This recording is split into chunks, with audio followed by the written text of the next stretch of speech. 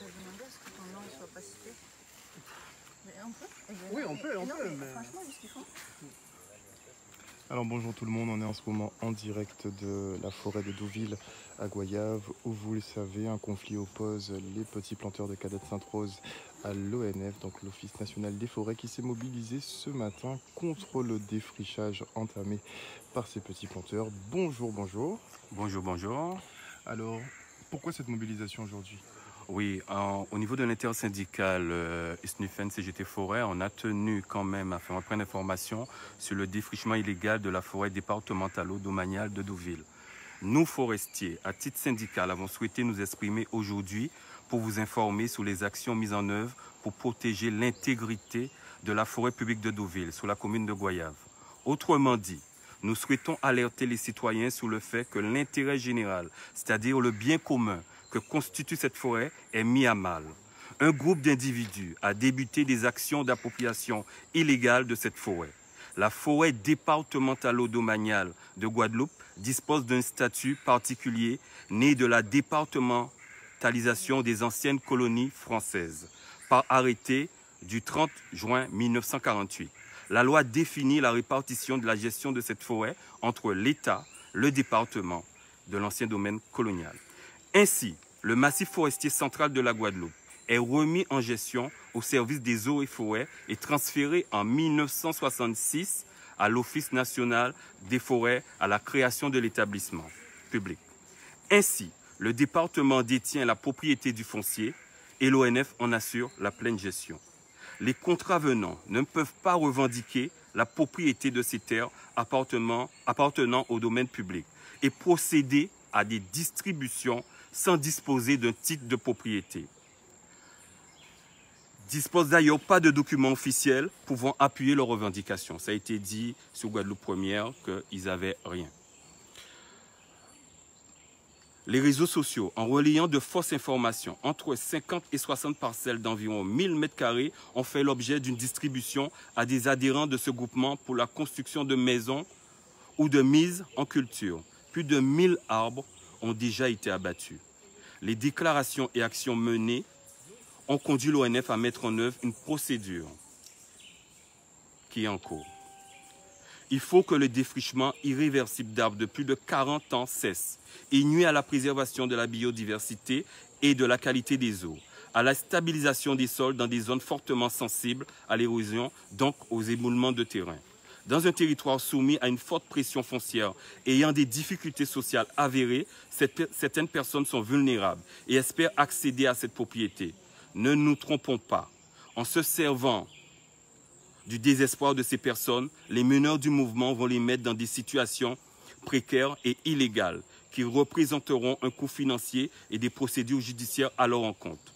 Un arrêté préfectoral d'interdiction de la circulation aux véhicules motorisés a fait l'objet d'une publication au registre des actes administratifs de la préfecture et est applicable sur cette route forestière de Moreau.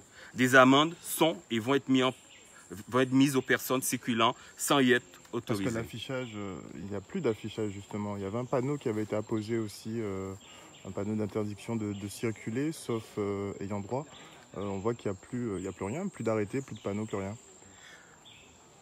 Donc, ces panneaux ont été posés par le personnel vendredi et on constate aujourd'hui que ces panneaux ont disparu. Comme vous voyez le socle, ils se trouvaient juste là-bas, on les a reposés. Donc, on ne va pas s'éteindre sur ça, savoir qui les a enlevés. Le panneau, l'acte administratif existe, consultable avec un numéro, contrairement à ce que certaines personnes disent, avec un numéro. Donc, c'est consultable sur le site de la préfecture.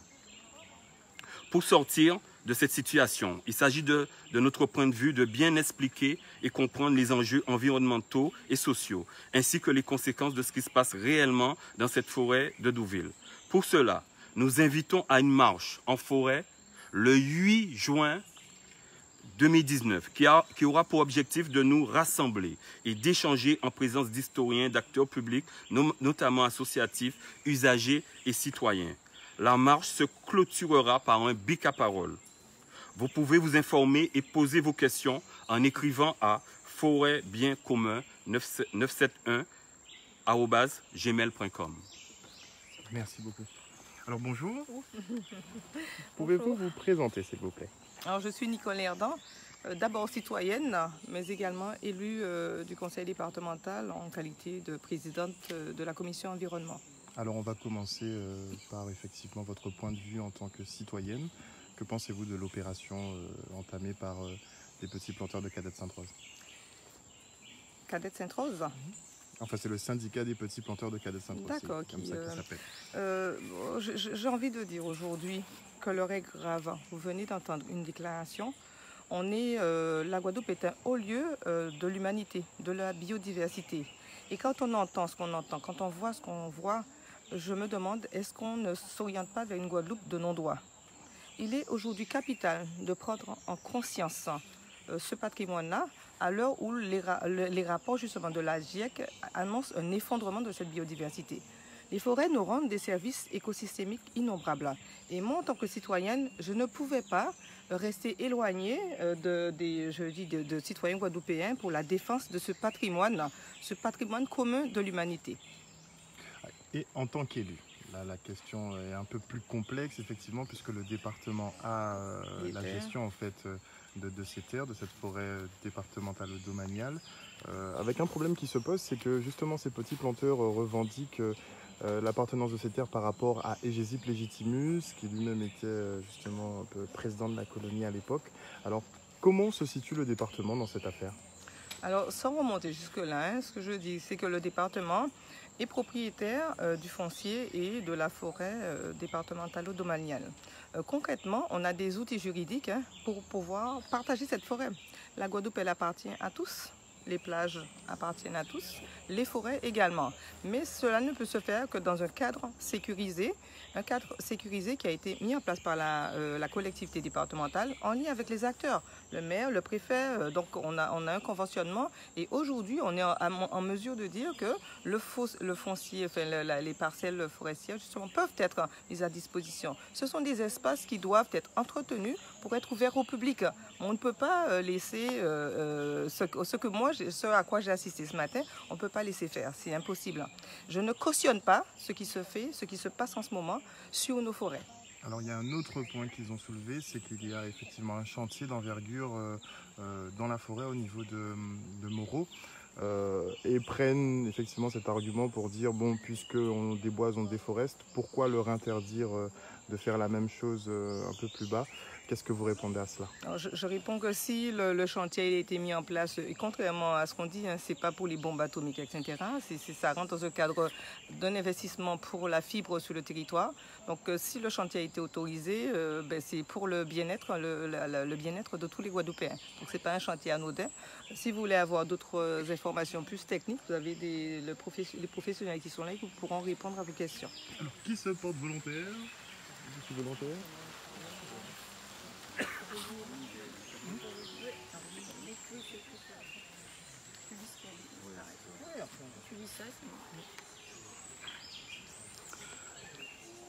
Allez-y. Ok, sous la question du CEA, donc dans le cadre de son adhésion au traité d'interdiction complète des essais nucléaires, la France a installé des stations de surveillance sismique, hydroacoustique, infrason, qui participent pleinement au système de surveillance international. Ce sont différentes méthodes qui permettent de détecter un essai nucléaire sous-terrain, aérien ou sous-marin. Toutes les informations sont disponibles en ligne sur le site onuvienne deleguefrance.org/-fr. Aucun défrichement n'a été réalisé pour installer ces instruments de mesure.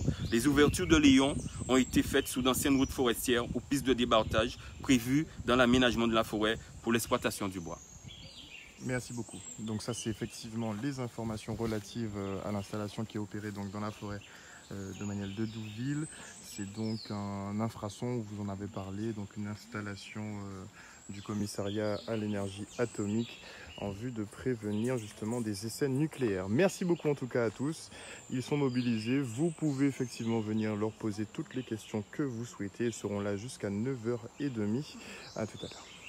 Jusqu'à 9h. 9h.